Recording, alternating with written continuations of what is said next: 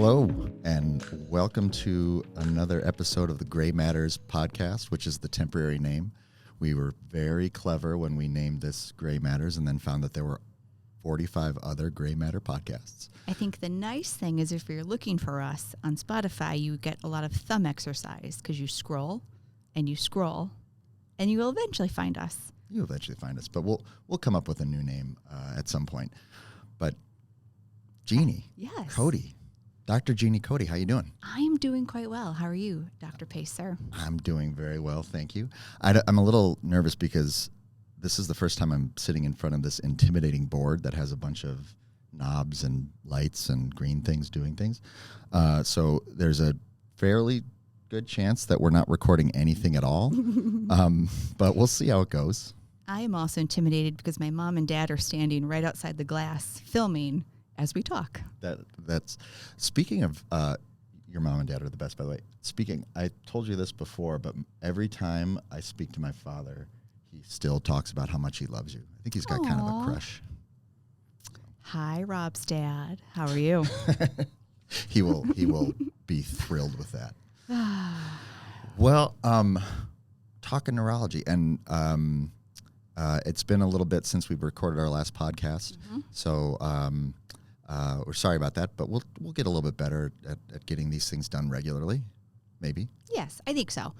Well, yeah, anything gets better with wine, experience. Everything gets better with time and age and practice. Lots of. But we thought maybe this time it would be fun to kind of dive a little more into some of the things that we see and do in a day and kind of go through some fun cases, some complicated cases, and just how fun or gratifying or weird neurology can be in a given day. I feel like this is cheating as a topic because it's the brain. It's cool. So there's so many different. So cool. There's so many different things. We see them a lot, so I think we kind of get numb to them. But when you actually start talking about it, like, whoa, that happens? That's amazing. You know what else is really fun is so many times people will say something and then wait for me to say that's either not a thing or they're crazy. And it's like, no, that's a thing. Yeah. I can tell you how. I can tell you the pathway. And a lot of people have that. Yeah. So it's really fun sometimes to hear a story and in your head map out the neurologic pathway. It is. And have it all make sense. You're absolutely right, though. We have people that they're almost sheepish and they say, Yes. well, this is going on. And we're like, no, you're cool. It's fine. It happens. It even has a name, whatever that thing is. Yeah. It has a name for it. Yeah, usually somebody from the 1800s. I'm still waiting on what I can call for myself. The Cody syndrome? Yeah, what I can claim. I need something. I haven't found it yet, but I am looking. Well, if I have any say in it, I'll name something after you. Thank you. You're welcome. Appreciate that. Some sort of palsy. Okay. I'll take anything. Nerve palsy. I'll take it. You are much more organized and prepared than I am. It looks like you've got some cases that you actually have notes on. If you can't see, I have cases printed in front of me so that I can be accurate and concise in relaying my experiences. I have some cases that I thought about before I came here. Mm-hmm. We'll see how well the old memory does. This is why we're a good blend. That's right. But start us off. What do you got? Okay. So I actually selected two cases. And my thought was one case is a bit more complicated and one is just nice, clean neurology. Like a person came in, they had a problem, and we fixed it. And then that one was really straightforward. Not every case is super complicated. Sometimes it's just really simple. And so I kind of picked two, one on each side of it. It's a good idea. Some of the just straightforward, this happens, it gets fixed. Those are some of the most satisfying ones. Yes. Yeah. I thought, though, I'd start with the more complicated one first. Cool. While people are still fresh and ready to listen. Awesome. So I was in my fellowship at the time that I met this patient. And fellowship is time that you spend in training after your residency. So residency is where I learned to be a neurologist.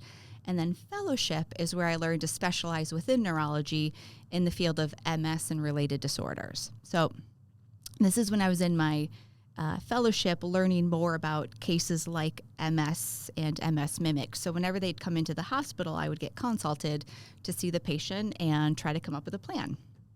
So this is just one of the coolest cases, I think, still, which is probably hard.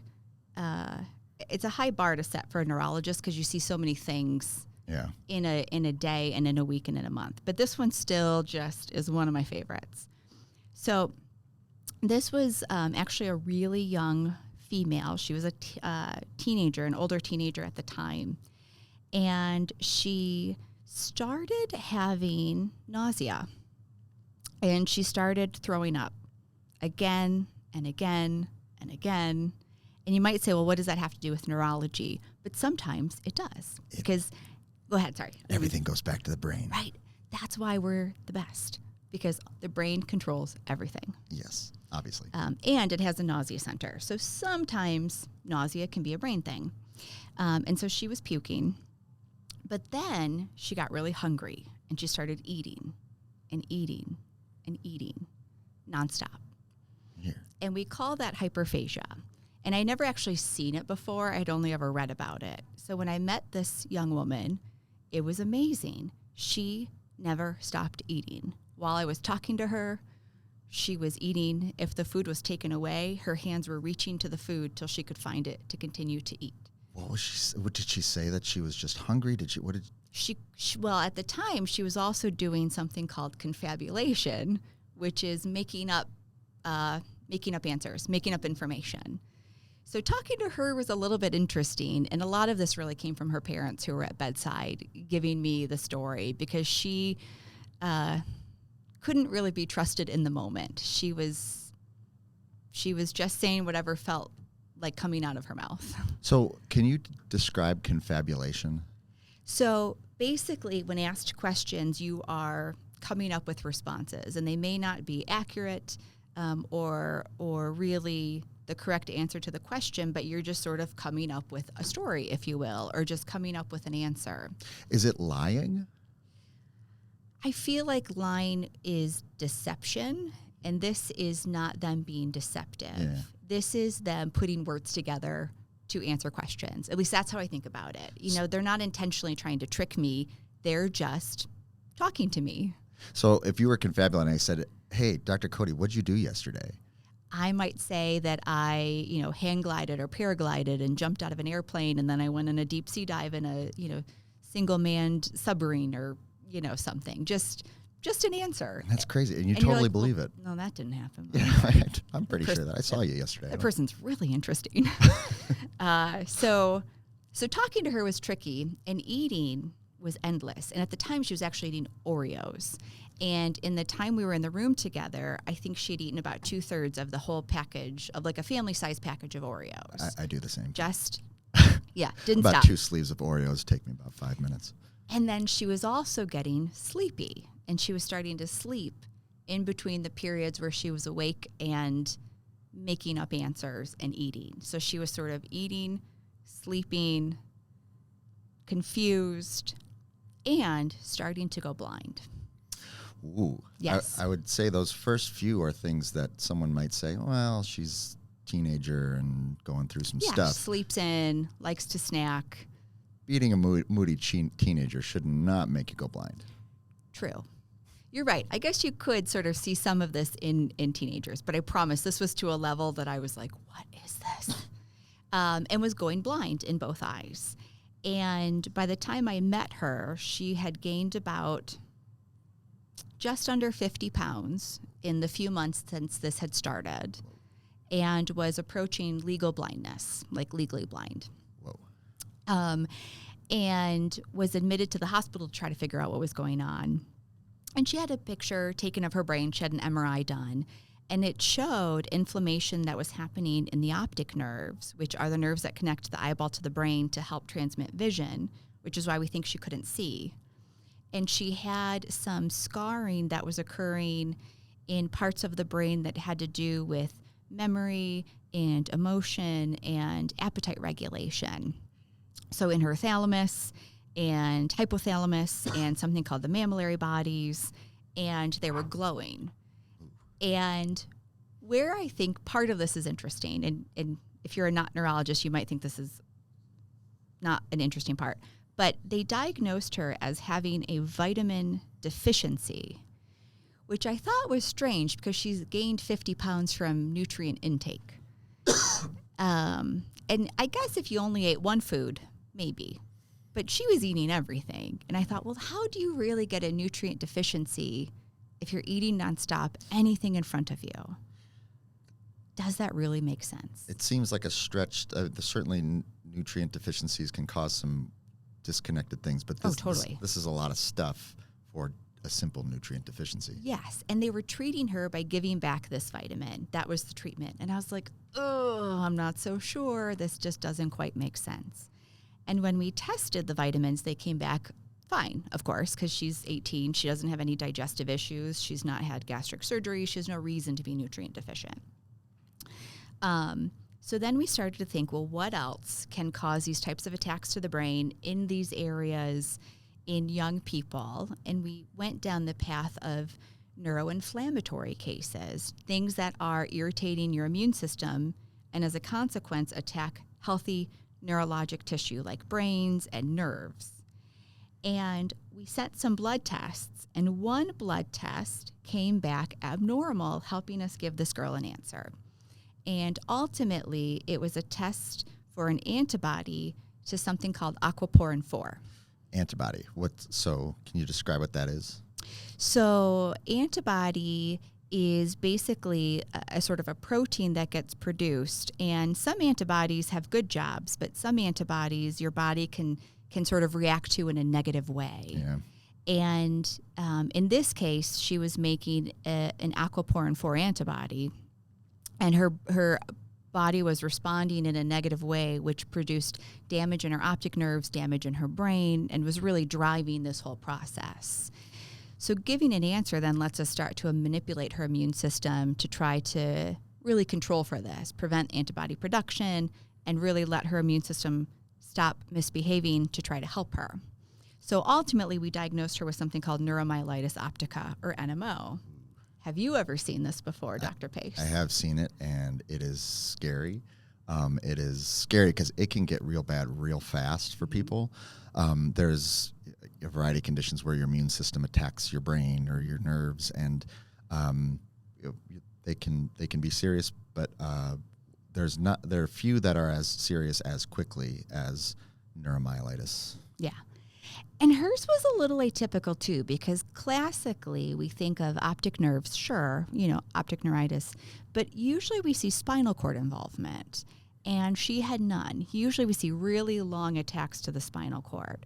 Hers was all really more this deep central brain with the behavior changes and the eating changes. So hers was a little less typical of a presentation. Still well described, but not the most common. Part of what's been so great about this case is it's a condition you want to find fast, Yeah. but it presented in a way with a little bit of a plot twist. Yeah. So it's just interesting to remember. But I think also super gratifying was how we helped her. So we filtered her blood to try to remove the antibodies. We gave her something called plasma exchange. And then we started her on a medicine called Rituxan. This was many years ago, so that was really kind of our best bet at the time. Yep. Now we have approved treatment options, but back then we did not. And that did an amazing job at helping prevent future attacks. But we were still left with a lot of symptoms that we had to manage.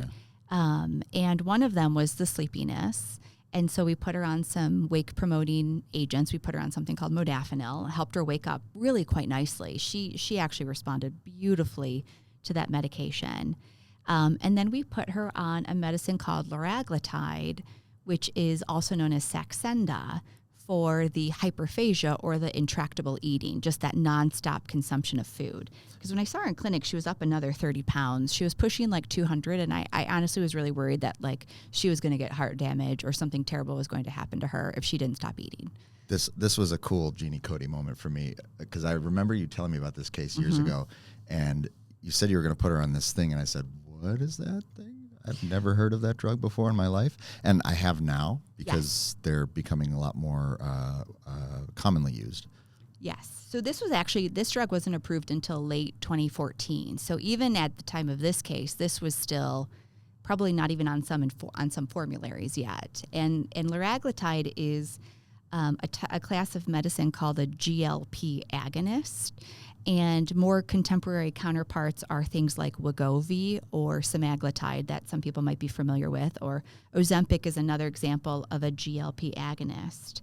And liraglutide or Saxenda is approved for weight management, weight reduction in overweight and obesity. And in her case, it was so new that I also had never heard of it. And we got it through a compassionate use program to get her this medicine. An endocrinologist helped me get this for her. Cool. And I don't think I even understood the significance of what this could offer yet. And I'm like, he said she needs it. We need to get it for her. How do we get this thing? And we got it.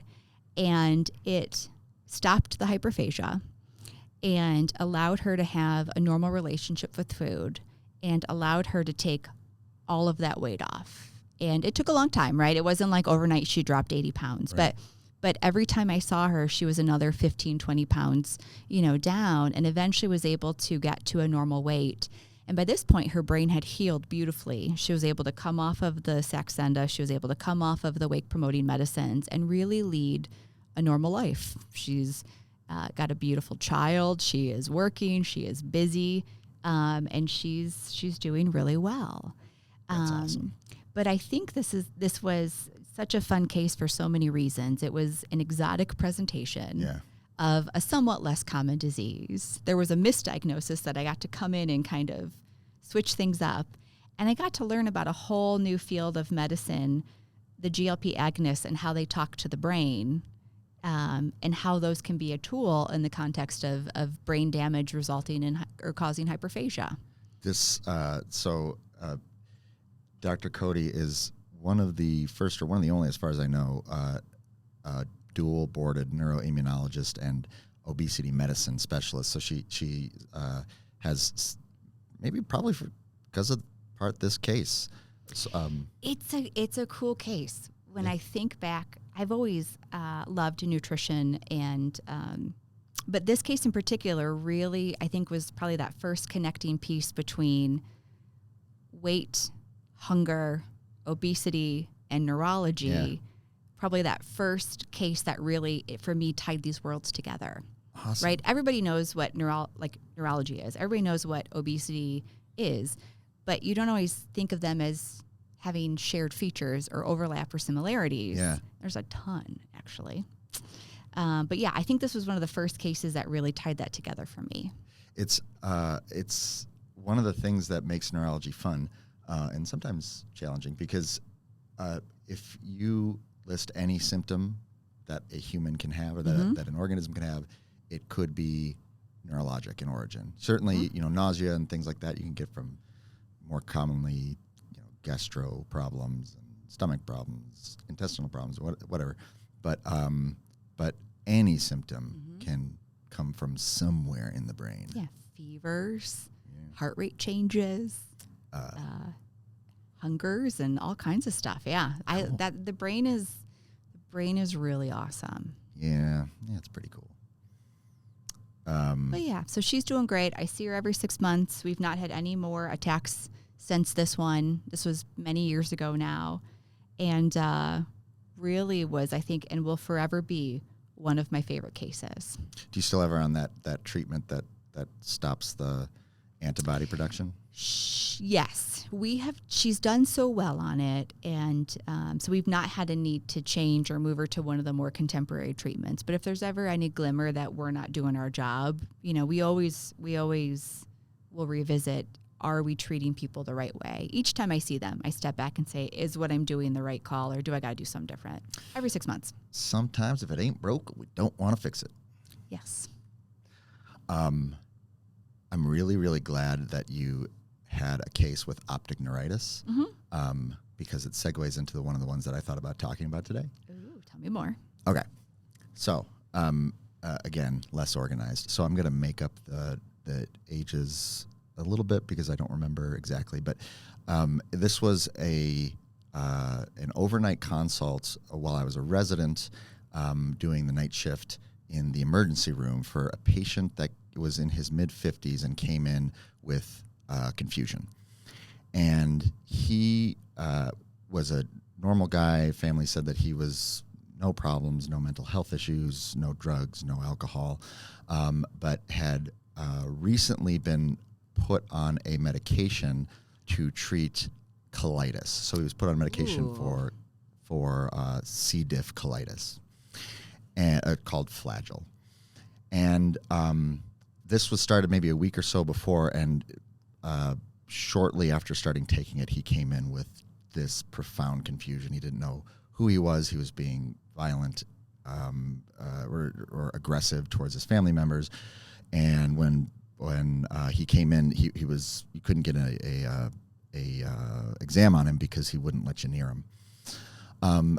They in the emergency room got some medications and did some blood work, did some basic tests to make sure sort of typical things weren't there. And then, as happens when someone has strange acute changes in brain function, called us. They had done a CT scan of the head, which gives a pretty good picture of the brain, but not as detailed of a picture as the MRI that was obtained later.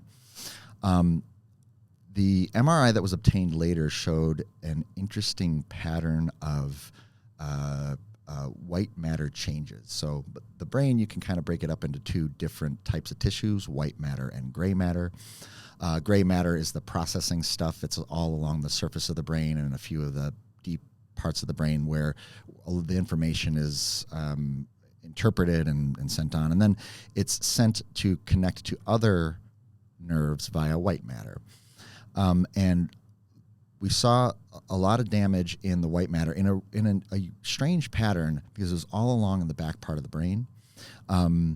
It almost looked like you could cut a line down the across the guy's shoulders, and below that line, we saw this bright, unusual signal. So, it was, quick question, Rob. Yes. When you are looking at MRIs, are there certain types of patterns that make you think certain things? MRIs are cool. Yes, absolutely. MRIs are really cool because they are much, much more than just a picture. Mm-hmm. When you look at most imaging, or imaging is for many years just done based on density. So an X-ray. An X-ray is you shoot an X-ray through something, more dense tissue collects it, the less dense tissue lets go through, and you can see what tissues are denser or less dense, so water versus bone kind of thing. And there are fancy versions of that, like a CT scan, which is just lots of X-rays layered on top of each other, so giving us this bigger, more detailed picture. But we're really limited to looking at density. With MRI, you can look at all kinds of things depending on what you're trying to see. So you can look at the way that water moves within tissue, how if it is getting trapped in cells versus moving freely across cells. You can look at density. You can look at how much fat is in tissue versus how much water content there is. There's all kinds of things that you can do. And they tell you different things. So if you see that there's areas where there's a lot more, say, water than there should be, or a lot more fluid than there should be, that tells us that there's swelling, edema, something that is causing injury. And just like if you sprain your ankle, you get swelling, mm-hmm. Same thing. If you sprain or injure the cells of the brain, they start to swell. Makes sense. So we were seeing this. We were seeing edema just in the back part of the brain. And it fit a pattern of something that's pretty classically described called PRES, or posterior reversible encephalopathy syndrome. PRES is easier. PRES is easier. Yeah. PRES. We'll go with PRES. So PRES is interesting. It kind of comes on subacutely, so over the course of hours, and causes encephalopathy, which basically means your brain isn't working right. People get confused. They can hallucinate, they can become angry, they're just not themselves. And something that was interesting about this guy, and what leads to the more interesting part of this case, was that when people were approaching him, he was unable to respond to them in a normal way. So you would come and try to shine a light in his eye, and he wouldn't respond well. But if you walked up to him and tried to say, reach out for him, he would swing his arms towards you. And it became clear that his vision was very abnormal. He was having difficulty describing things. He was having difficulty with where he was looking, and it sort of looked like he was just confused to begin with. But as the confusion calmed down, PRESS is something, the second letter in that is reversible, so it's something that can improve. So the treatments for this led to kind of gradual improvement over the next couple of days of his confusion, but he still had difficulty with his vision. And after a couple of days, got to the point where he was able to understand where he was, who he was, what had happened, and all those sorts of things, but he still wasn't able to see. So we were following along with this patient on the medical floor, and I would go in and talk to him in the mornings and ask him, how's your vision today? And he would say, I can't see anything. Well, what does it look like?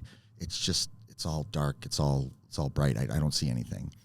And I would say, well, can you tell me anything about what I look like? He'd say, I don't know. Well, can you tell me anything about what color the walls are? What is in your room here? And he would try to make guesses. He would hear some noises and say there was, a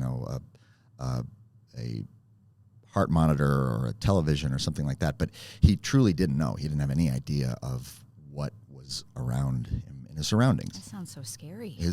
Terrifying. It's just being a normal person, then all of a sudden you can't see. No. So, but it wasn't, so vision is interesting because there's light coming in through the eyes. And when you mentioned optic neuritis, which is that bundle of nerves that sends the signal from the eye back into the brain, there's more to it than just that. There's also the brain's interpretation. And there are conditions that can lead to something that we call cortical blindness. Cortical blindness is where the light is getting in through your eyes just fine. The light is going through those optic nerves being transmitted to the brain just fine. It's being sent to different parts of the brain just fine. But when it gets to the back, the part of the brain that interprets vision, people aren't able to see what is there. They're not able to say, this is what this is what this color is, this is what it's looking like. But something that was very unique to this guy, and is something that we only see really, really rarely in very specific conditions, was that he was unable to see, and he truly couldn't see, but he also could see.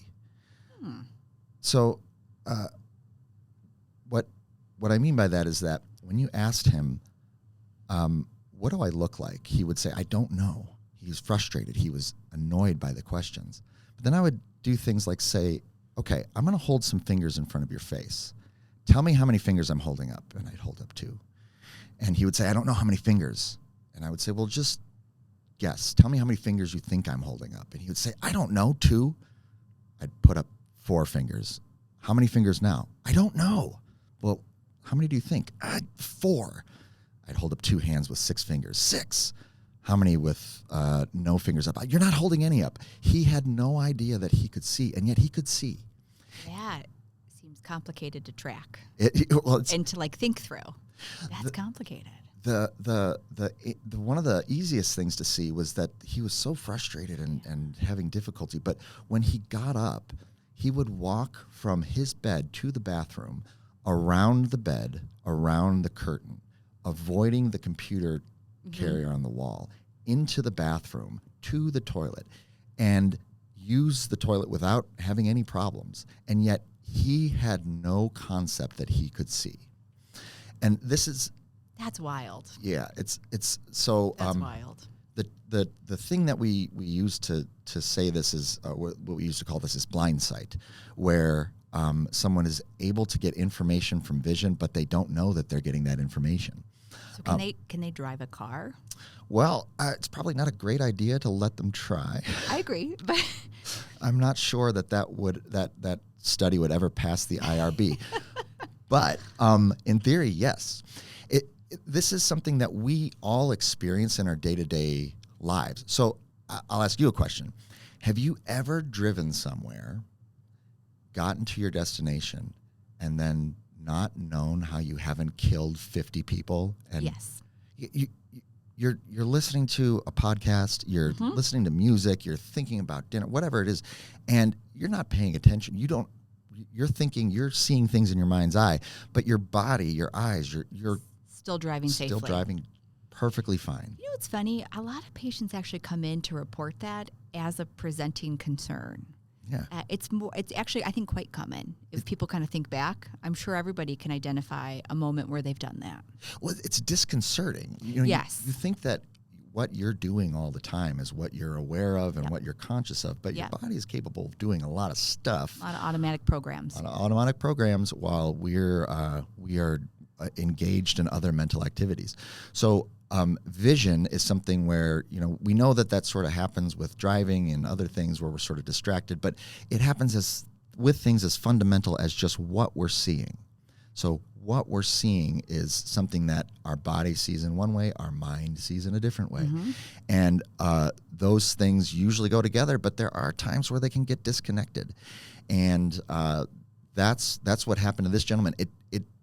I honestly don't know. This is years ago, so I don't know what happened to him. When I followed with him over the course of a few weeks before I left that service, he had some improvement, and he was able to do some functions. He was still not able to recognize that he could see.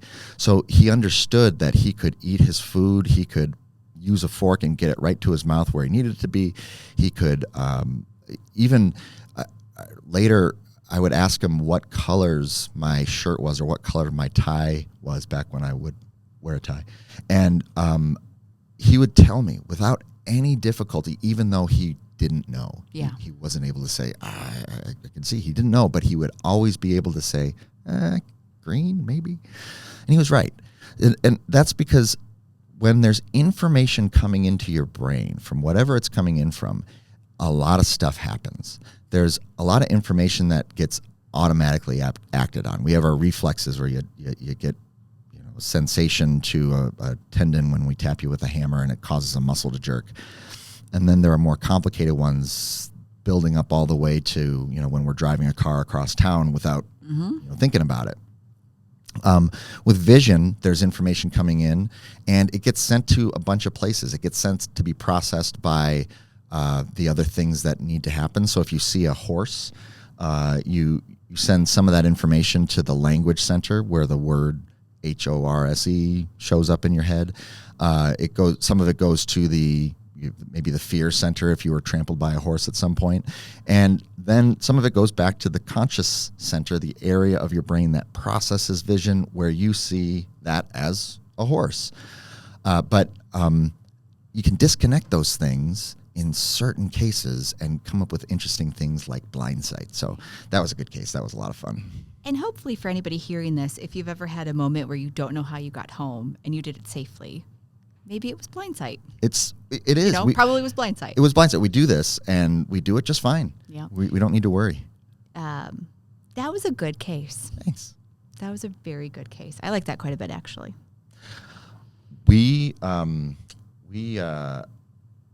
So we should do more of these cases. I like these. I think so, too, because I think they segue into good talking topics. Yes. Because I have a really good one for next time. Next time. Yes. I thought of it while you were talking from my own stories in the ER. Those are some of the best. I got a good one. So, yeah, next time we'll do more. Okay, we'll do more. We'll talk about more neurology stuff. And if there's things you want to hear, make sure you let us know. We can talk about anything. Obviously, as you can probably tell, we love talking about things, so we will just drone on and on forever. So thanks for listening. Have a great day. We'll see you later. Have a good day, guys. Bye.